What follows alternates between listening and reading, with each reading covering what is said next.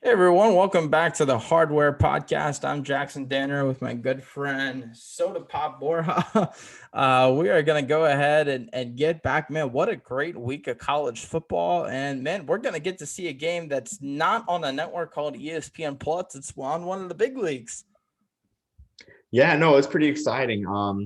Of course, Deion Sanders is the big headliner coaching Jackson State, but after a really thrilling win against Grambling State last weekend, they've earned it as a team, and they'll be playing against Jerry Rice's alma mater. So there is some brand name power to this game, but we'll discuss this later on, of course, too, like what this does for the SWAC and HBCU football. Absolutely. Yeah. We'll get into that. But in the meantime, we want to go ahead and dive into this Walter Payton Award race. Oh, of course, yeah, let's get it. So I think I texted you earlier this week that I called dibs on this guy. So I'm gonna go ahead and call him Brian Snead. If you don't know him, he's a running back from Austin, PA.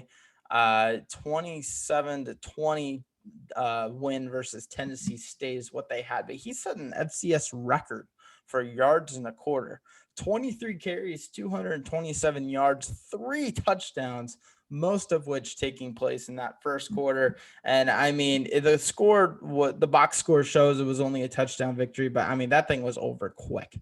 Like, you knew after 20 points in the first quarter that that they were going to win that game. It was 20-0 and then 20-7 at the end of the half. So good job, Brian Snead, getting on the radar. Yeah, no, for sure. And that was a guy that wasn't on my radar because Austin P, I believe, was 0-4 up to that point, lost their first spring game. And, like the Heisman, and like we tend to gravitate towards winning schools and overlook these great performances for schools that aren't winning as much. But if Snead keeps it up, I say why not? We might have a Paul Horning 1956 situation, winning on a 2-7 team or something like that. I must admit, though, if you look at the history of the Walter Payton Award, I would assume most of them are winning teams, but you don't really see much NDSU on there. You don't see much of the Dakotas, and that's like Bama and Clemson combined in the FCS. So we both have huge issues with that. I think in the FBS level for awards, but I don't know so much if there's not as much bias, at least for the FCS, and that's something I can really get behind. Yeah, exactly. And I think it's just the disparity between I guess teams getting airtime isn't as much because it's all FCS football, and most of those schools are on online networks or regional networks. So I just don't think the disparity is that big, and it truly is the best player in the country in the FCS, or the best offensive and defensive players, since it's two separate awards in the country in the FCS level. Yeah, that absolutely, and I think it's I saw we're getting a little bit off topic already, not even like 2 minutes in, but I saw a tweet earlier this week that caught my attention. Since we're a podcast primarily about college football awards, it was by Daniel Jeremiah, who is the head NFL draft scout for NFL Network, and he said in all of his years working in the NFL and war rooms, not once did they mention a college award, and that was like meaningless at the NFL level. I thought that was interesting because if it's actually going to the best player, and if it's actually going to like a non-biased consensus, like best player at each position, then that should be mentioned. But it just kind of shows that if the NFL is not paying any attention to who wins these awards, then it kind of shows that that probably the voters aren't either as far as who should be winning. So we'll talk about it, and we'll talk about who should win. And sometimes, like Devonta Smith, yeah, they got it right this year. They did not get it right with Trevor Lawrence ending up in second place, I think. But we can talk about that. But anyways, moving on. Who's the first guy on your list for the Walter Payton? Yeah, so I assume for you too, this guy's also the front runner still, the guy we talked about last week, Lindsey Scott, 299 Yes. yards. Yeah, 3 touchdowns, and also, sorry, I got to look at the rushing stats again really quick. 91 rushing yards, no touchdowns this week, but he's accounted for over 900 yards, Okay, 4 rushing not touchdowns. no rushing touchdowns, but there was one of those stupid fumbles going out of the back of the end zone that should have. Right. Yeah, that's right. Yeah, but again, like if Nichols, so the rubber's gonna meet the road really quick for the Colonels and Nichols State because next week or their next game's against Sam Houston State, or they play Sam Houston State pretty soon with that thrilling victory week 1 and is a power in the Southland. So the rubber's gonna meet the road right there. And I think if Lindsey Scott and Nichols State takes a L to the Bearcats of Sam Houston State, maybe Lindsey Scott slides down and Sam Houston State's quarterback, whose name is escaping me right now, is a little bit off the radar since they didn't play this weekend. Maybe he steps into the ranking or to the front spot. We'll see though. I don't think they lose this week. Maybe later. I don't think it's this week. They had 2 blowout wins and then they faced a little adversity. It wasn't sealed up in the first 5 minutes like they're used to. And I think they can fight through it and win this week. But we'll see. We'll see. Second guy on my list, Mark Gronowski, not Gronkowski, Gronowski, quarterback from San Diego State, the Jackrabbits, and a 45-10 win versus Western Illinois. He had 13 for 20 on passing, 197 yards, 2 touchdowns. So game. But the 4 carries for 120 yards and 2 more touchdowns is what really sealed it for me. Yeah, and we'll see because as we mentioned before, the Missouri Valley Conference is wide open. You have North Dakota State losing, North Dakota winning. I mean, still playing quality games, especially that Thursday night clash against South Dakota on ESPN Plus. Northern Iowa, like there's literally any team you can imagine is in the thick of it in the Missouri Valley, and of course, still North Dakota State. Don't count them out because they came back strong. So, I mean, you can it's literally pick any star player on a contending Missouri Valley team in terms of the award. But I like that pick with Gronowski. Right now for the Missouri Valley, would you say NDSU or the field? I'm going to say North Dakota because you look at the gauntlet they faced. They beat Southern Illinois at home. It seems like I don't think they played a road game yet. It's kind of funny, but they beat Southern Illinois at home. They beat South Dakota State at home. Or was that one on the road? I think that one was at home too. They beat South Dakota State at home. South Dakota, I'm not sure that they're as strong as a team, but I mean, the Missouri Valley Conference is filled with parity. So I mean, any team can beat any team, really, as we saw this week too, with Youngstown State almost beating Southern Illinois. So I got to go North Dakota as the strongest team out there in the Missouri Valley. I think we'll both be shocked if it doesn't go to a team in the state of North Dakota. Now it's a matter of whether it goes Bison or North Dakota, but we'll see. It's going to be an interesting race, and I think someone from whoever wins that conference, I think has a pretty good chance of going to the championship, if not winning it for sure. But we'll see. But I can't remember. Did we get off topic on my guy again, or was that your guy? It was your guy Gronowski. Okay. Who you got next? So my next guy, my number 2 guy, I think in the running in my race right now is Eric Barriere out of Eastern Washington. And Eastern Washington has a rich quarterback and receiver tradition for that matter. They had Bo Levi Mitchell for you CFL fans out there, who absolutely balled it up for the Hawks. Yeah, I think, or the Eagles. Sorry, the Eagles. Early in the decade. Yeah, Vernon Adams, who, most Oregon and Pac-12 fans know for better or for worse, balling it up out there in Eastern Washington. And now Eric Barriere, who has 752 yards in 2 games and 5 touchdowns. And it's a shame because he had a great game against Idaho week 1, but field goal gate, which most of you know, where there's a good field goal that was called no good by a ref because he was adjusting his mask and wasn't paying attention. But Barry had 339 in this game, came back strong this week against Northern Arizona, had 413 yards and 3 touchdowns. And they just love to air the ball. It's a very quarterback-friendly system, and this is a very quarterback-friendly award. So if Barriere and Eastern Washington make the playoffs, which I do suspect they will, because Idaho looked very weak against UC Davis. I mean, I say, why not Barriere? It could be a Barriere Scott race, I think, by the end of the year. Yeah, absolutely. If I remember right, UC Davis had their quarterback did pretty well. It was like 3 touchdowns, right? Yeah, the name's escaping me. Let me look it up really quick. Yeah.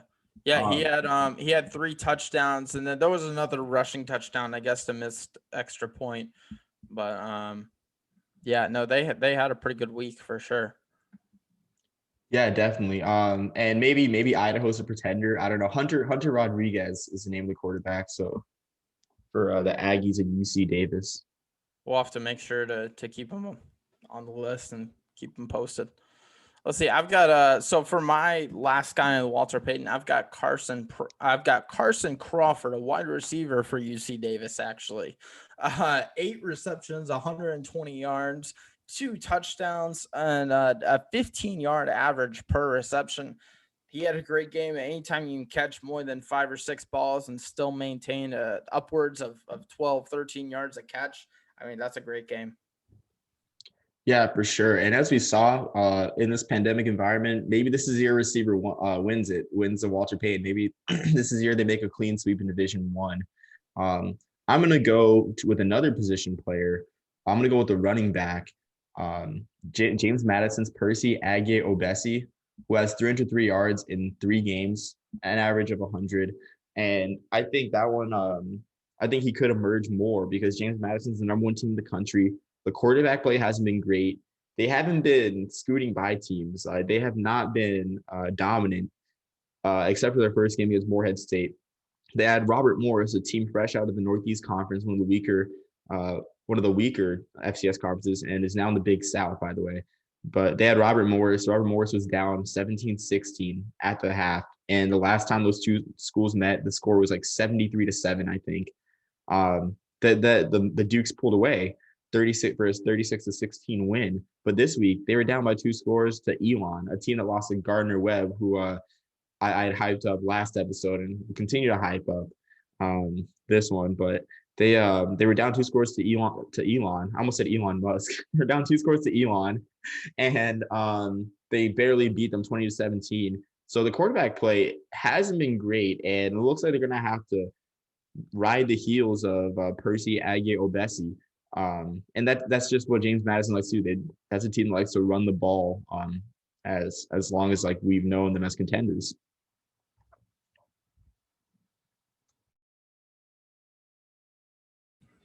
Yeah, I was just taking a look at James Madison's kind of stats for this week. And I didn't get a chance to catch that game, but can you tell me, did Cole Johnson get benched, or because he had an interception, and then it looks like their backup Maloney came in and threw 3 for 6, 46 yards and a touchdown. I mean, JMU is a rushing team. I mean, they've I think we talked about in week 1, they had like 8 guys with over 5 carries or something ridiculous, but maybe it wasn't that many, but I mean, it was a lot.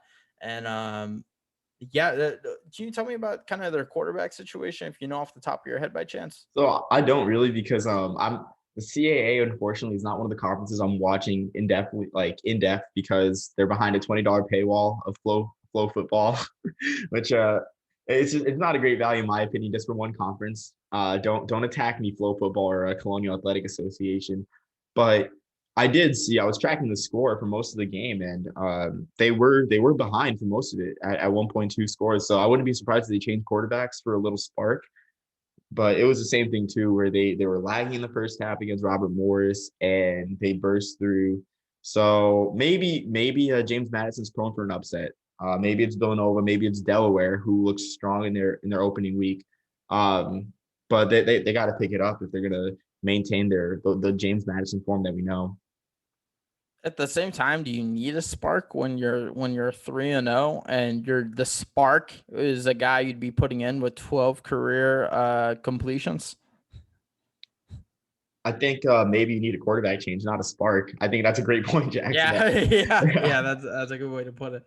Yeah, I mean, we'll see. It'll be interesting. We'll have to start following that JMU quarterback race, because Gage Maloney going in there and showing up for a touchdown, it's interesting for sure when they pulled the guy after only 16 attempts and 100 yards. So yeah, that's something we'll definitely have to keep track of. We'll go ahead and move on to the Buck Buchanan Award. which, if you don't already know, goes to the best defensive player in the FCS. Never gone to a defensive back, and I love DBs, so I promise I only limited it to one defensive back. It went to one in the past. Rasheen Mathis, we talked about it. Yeah. Jaguars great. But that's it. That was back in 03. Yeah, so that's it. Well, it's still only one out of like 20, 25, however long it's been around. So, my first pick is I'm going to go with Malaki. I really hope I am saying that right. He is a linebacker from Dixie State. In a 36-29 loss to New Mexico State, he put up 19 total tackles, including 9 solo, 2.5 tackles for loss, and a forced fumble. He just had a monster game. Yeah, for sure. And New Mexico State has had their troubles against FCS schools or another independent FCS school earlier this spring. It was good to see them pull out a victory.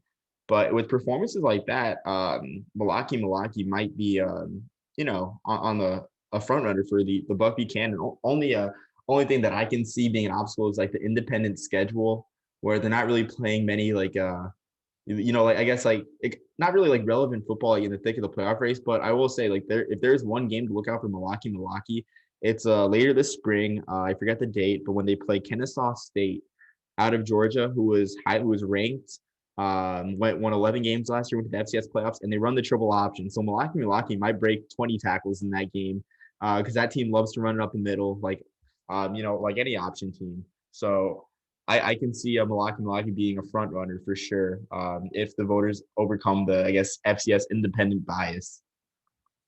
Barring no further postponements, because they already had one game postponed, it looks like. But yeah, barring no further postponements, they've got 4 more games, and that game's going to be March 20th. So in about a week and a half here, and then that's going to be it looks like 12 p.m. or 1 p.m. Eastern time. But yeah, we'll see how they do against Kennesaw State. And it's spread out for sure. So their schedule, but we'll see. Yeah. And maybe if they beat Kennesaw State and run the table the rest of the way, maybe they can get it at large. I kind of doubt it. There's only 5 up for grabs, but Milwaukee. They beat Tarleton State, a 2-2 Tarleton State team. Yeah, and they'll play him again too this weekend. The rubber matches this weekend. Little we'll call it whack. A little bit of whaction after dark. Should be exciting. 9:00 Eastern on. I'm not sure what the streaming service is. I'm not sure if it is going to be streaming. It might just be a local channel, but tune in for some whack action.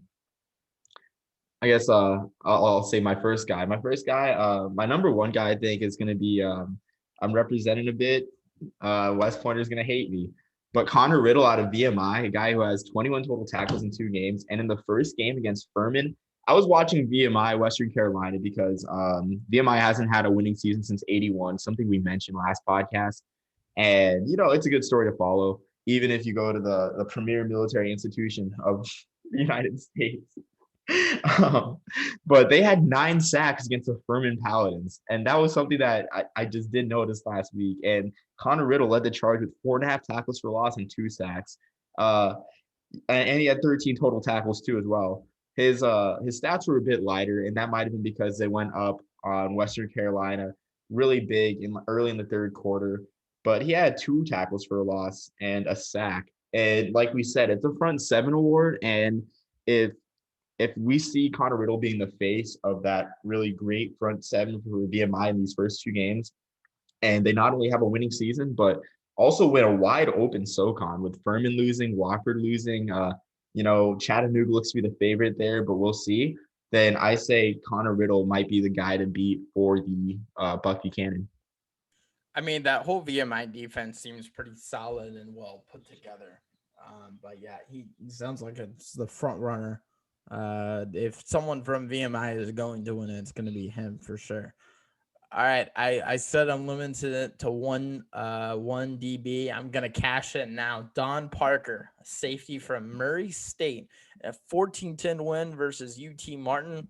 4 solo tackles, which is so, but 2 tackles for loss, 1 forced fumble, and 1 interception. He was just flying all over the field, and Jamal Adams doesn't have that many career interceptions, but he's one of the best DBs in the league because of how he can make an impact in the backfield.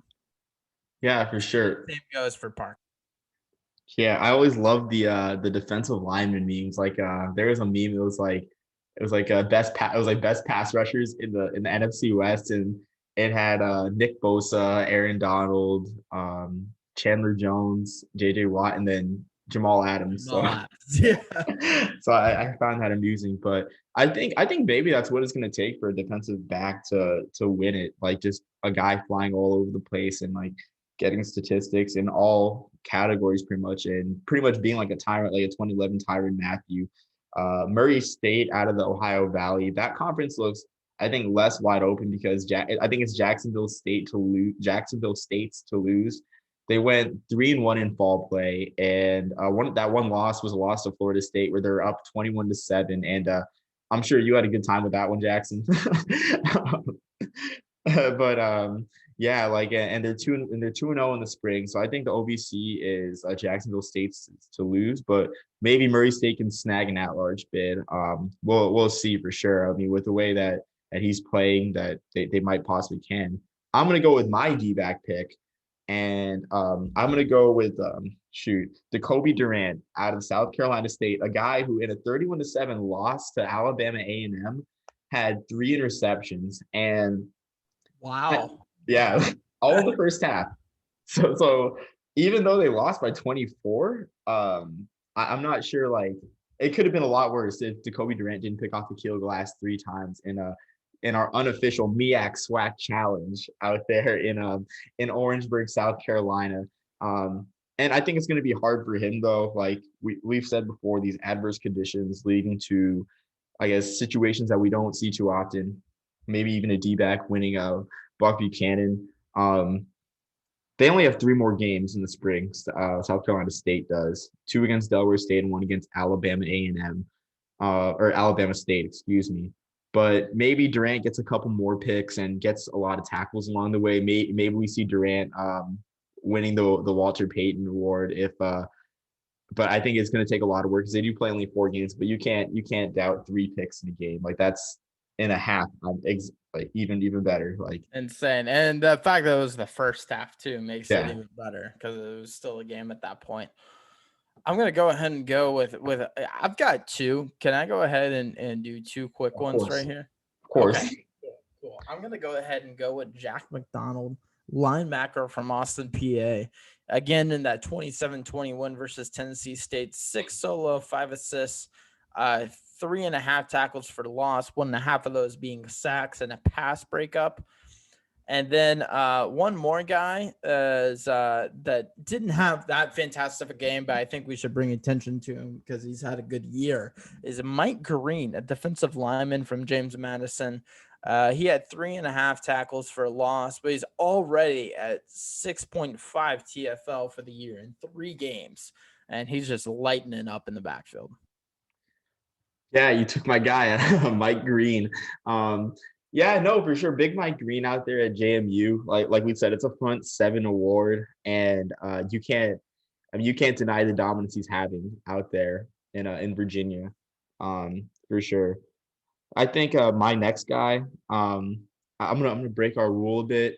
I'm not sure how heavy it is, but I'm gonna go with another D-back, a safety this time. I'm gonna go with Clayton Bush out of Southern Illinois, a guy who had 10 tackles in the Salukis come from behind victory, but has 20 on the year, has a sack, a forced fumble, and an interception, and also another pass breakup.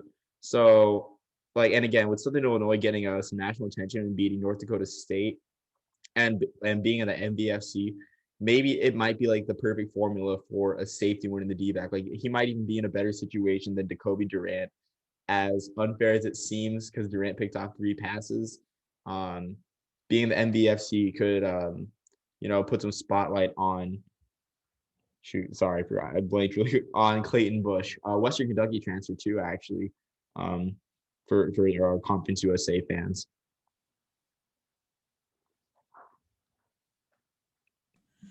Yeah, absolutely. He had a great game, and sorry about stealing your guy there. I just thought we had to bring attention to him, and what do you know? It turns out we'll see. I'm excited to see how JMU does for the rest of the year. So yeah, for you, Omar, what's some games you're looking forward to watching this weekend? So for me, I'm gonna keep riding the VMI train. They play Mercer, who currently is 0-6, I believe, out of the SoCon. Um, but Mercer's are actually not 0-6, 1-5, because they did beat the Citadel. Or I think again, just seeing that defense work and seeing VMI continue to progress towards that first winning season since '81, it's a fun storyline. It's a feel good storyline. So I'm going to be watching that one first off and foremost. Um, Shoot, I haven't really refreshed the schedule much, but that one's a huge one for me. I also want to see. I know this one's probably on the tip of your tongue, so I'll probably let you take it away. But Nicholls State's Sam Houston State top Yes. 25 battle. That I mean, I'll let you take that one away. So, Nichols, we've spoken enough about Nichols State over the past couple weeks and how dominant their offense is. But I would just want to say that Sam Houston State, who's only played one game, just had their season debut last week. They won 43-38. But what really struck my attention is they had 6 different guys score touchdowns. So they're very well rounded. They can put up points. I'm excited to see if they can compete with Nichols. That's going to be 1 p.m. Eastern time on ESPN Plus. Yeah, and I forgot to mention the time for Mercer VMI. That one will be 1:30 Eastern, so a little bit of a competing interest there, for sure. But I think another game for me that I'm looking forward to as well, the beginning of the Patriot League. So if those of you that don't know about me on this podcast or on the podcast with Marshall and I grew up in Worcester, Massachusetts. I grew up watching the Holy Cross Crusaders at Fitton Field out in Worcester. So the Patriot League will always have a special place in my heart. And I go to a Patriot League institution. Now I don't play sports in the Patriot League. Like I want to make that clear. But I love the Patriot League. A lot of schools with a lot of tradition. A couple of games got postponed in the Patriot League, which is kind of sad. But 12 o'clock, ESPN Plus, the Patriot League's got their new media deal. Holy Cross Lehigh. Holy Cross won the Patriot League last fall, and the Patriot League's just it's a league with great parity because the schools are so similar academically. You kind of get like the same sensation, I guess, in the Ivy League at times where you have a Dartmouth go to the top. Other years it's Harvard, some years it's Yale, some years it's Princeton, but it's constantly fluctuating. Same thing here with the Patriot League. So Holy Cross Lehigh at 12 o'clock, and then later that day, 3:30 p.m. Colgate Lafayette. So very excited for the start of the Patriot League. There is one must-win game that we haven't mentioned either team all day today. The Citadel at Western Carolina. If you go back to the fall, they're both 0-6. And someone has to win this game. So I'm curious. The Citadel just took Chattanooga into overtime last week. I'm excited to see who wins this one.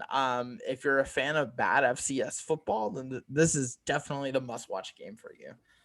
So go ahead and tune in. It is 1 p.m. Eastern time on ESPN Plus. So yeah, for sure. I know I need a win there too because I think so. This year I've bet on Citadel. I've bet on Citadel like 4 times, and I'm 0-4. Yeah, I'm 0-4. By the way, you can thank me at any point for making everyone free money on that over under at 58 because it was over in like the third quarter. I was in Target while watching it on my phone. I was like, oh yeah, like I should have bet the over on this one. I need to put down on I bet the under. I bet the under on that one on I think Citadel. Did you really? I bet the under on Citadel Chatter. Okay. Yeah. I was about to. Well, that one I can understand. I thought you were betting the under on Nichols State. I was like, are you kidding? No. Of course not. No, of course. No, but I bet the under on Citadel, and I bet the under again this week because I think 50 is too high, but we'll see. The Citadel, they love to let me down. Instead of like the big cats, the overs club, you need to do the Omar's the unders club. It's literally just me betting on or betting the under on triple option teams, man. Because I would think like they're gonna slow the game down, and it's like, yeah. But they either the defense doesn't hold their end of the bargain, one, or they score too much points. Like it's always one or the other. But I guess go with. Did you have another game? Not really. I mean, I do want to bring out another conference starting play too, is a Pioneer Football League, which it's a league that's really not that competitive within itself because San Diego's won 37 straight conference games in the Pioneer Football League, and Jackson, like Nate, like a couple of players that came from the PFL. Just really quick off the top of your head, and any players out of the PFL. Out of the PFL, Dayton, San Diego State. Those are the two guys I'm thinking of. Or Dayton and San Diego. Oh man, I know like a tight end from Dayton got drafted last year, or it may have been a couple of years ago. Adam Troutman. Yeah, that's right. Dayton. That's right. Okay. Yeah, so Adam Troutman, and then Josh Johnson, the journeyman quarterback for the LA Wildcats, the Washington football team, the Niners, I think this past year, the Buccaneers. Like, you literally name a team, and Josh Johnson's been on it. He played for the San Diego Toreros under Jim Harbaugh, that's where he got his coaching start. So the Pioneer Football League starts today, and I think just looking at these teams, non-conference slates, as small as it may be, you might have some interesting games. 12 o'clock. Morehead State Presbyterian, and I don't think they have a streaming deal. I think you just go on the school site and there'll be a link to the stream there because it's non-scholarship football. These are, make no bones about it, these are basketball schools because you got San Diego, Butler, who else? Yeah, that's Davidson. Davidson plays some good ball at the Atlantic 10. So these are basketball schools. But out of there, you got a good matchup with Presbyterian Morehead State. Presbyterian took Gardner-Webb, a team that I still think is a sleeper out of the Big South. They took Gardner-Webb to double overtime, and they had some luck in doing it too. They had a tipped pass go into receiver's arms in the end zone on a 4th down with a minute left to take the lead, but Gardner-Webb tied it and then won. And then you have Davidson versus Stetson. The Hatters. That is their name, the Stetson Hatters. I believe the founder is the same guy with the hats. But Davidson took Elon down to the wire. And almost beat them. And then you have San Diego and Drake, which that's a game that I'm betting on. 10.5-point favorites against Drake. If you want to bet on that one, just bet small. Please don't be mad at me. But 10.5-point favorites. The last 3 meetings have been decided by an average of 30 points. And like I said, keep in mind that San Diego has won 37 straight conference games. So just a little Pioneer Football League primer. Absolutely. I'm looking forward to watching that. And I know one game that we're at just a couple scores away from this being the first game on our list. Northern Iowa at Southern Illinois. UNI's only loss was by 4 points to the Jackrabbits, San Diego State. And then Southern Illinois, yes, they lost 44-21 in the opening week, but then they beat North Dakota State. And they stayed strong last week after that win. So I'm curious to see how that goes. That's 1 p.m. Eastern time on ESPN Plus as well. Yeah, and I think that rounds out my slate. I think we've got to address the elephant in the room in terms of this weekend's schedule. Jackson State, Mississippi Valley State on ESPN2 on Selection Sunday. I think that's a way for ESPN to counter with CBS's basketball coverage on Sunday, especially Selection Sunday. And I kind of have mixed feelings about this because I think it's great for the conference. It's great for Jackson State, but ESPN wasn't really reaching out with this before Deion Sanders. So I want to know your thoughts on just this whole, I guess, trend. Because, like, if you looked at the SWAC TV schedule, most of the games are Jackson State games. So what's your thoughts on that, Jackson? Yeah. So I think it's great for the sport, right? As high as you can go up, as high as you can, the best network that you can get broadcasted on. I think that's great. I think, man, if we told people that didn't know much about the FCS that, oh yeah, we have a podcast on the FCS, you would think it'd be mostly about Deion Sanders, just with how dominant of storylines he's been. And I've looked at a couple preview articles that ESPN has put out for each FCS week, and like no matter what, it's NDSU and Deion are like the first 2 topics, even when it's not the first 2 primary things going on. But at the same time, it's still FCS, HBCU football on a prime network on ESPN2. So I think that's great. I'm just curious, do you think over under 3.5 the number of times they mentioned Jerry Rice during this broadcast? Higher, and Walter Payton. And Walter Payton too. Yeah. Yeah, I mean, I'm kind of mixed about it too because even this year, this spring, you look at the other HBCU conference in FCS, the MEAC, they just had their TV schedule released, and the best their games are getting is a tape delay on ESPNU, which okay, that's good for the West Coast audience, but for that game that I'm thinking about in particular, Delaware State, it's like, I mean, how many people on the West Coast is there an appetite for Delaware for the Route One rivalry, you know? And I think it's great. This is a great starting point, but I mean, I think ESPN better keep this energy in terms of, like HBCU football, and just like maybe reserving a spot each weekend, an afternoon slot. And maybe spot like other schools, give equal airtime. I know they're kind of doing that with other games, like because there's iconic classics out of the SWAC. You got the Magic City Classic out at the Old Gray Lady in Birmingham, Legion Field. That one's getting ESPNU live treatment. But I just wish that they would use this to parlay for equal airtime for all HBCU schools. I guess that are winning too, because no one wants to see no one wants to see an 0-6 crap fest like we're seeing with Citadel versus Western Carolina. It make no bones about it. This game is because it's on ESPN Plus because of Deion Sanders.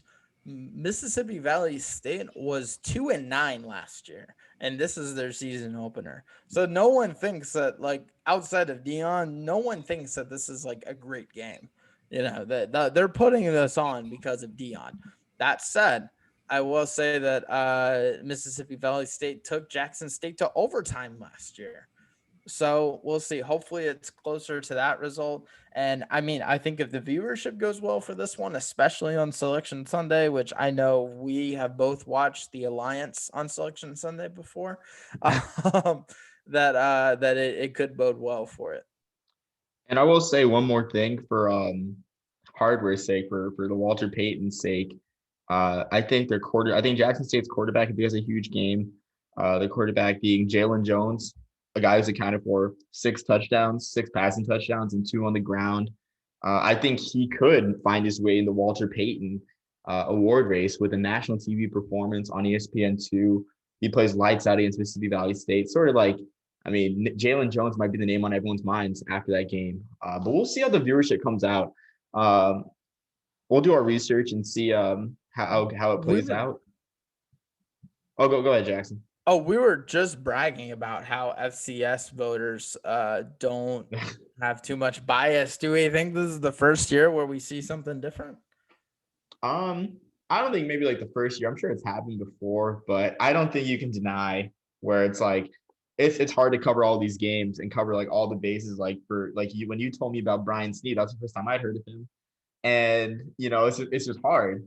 But like when it's right there in front of you, an ESPN2 date, like sure, maybe a Jalen Jones takes a place over an Eric Barriere, playing out there in Eastern Washington, or maybe even like a Lindsey Scott, who's even though he is the hands down front runner for the Walter Payton, I mean, his games are on ESPN Plus behind a paywall, and there's a bunch of other games at that time, So, I mean, maybe, but we'll see. I can't deny it. I do think that there is less bias in Walter Payton, but I can't deny that there might be some, maybe after this week.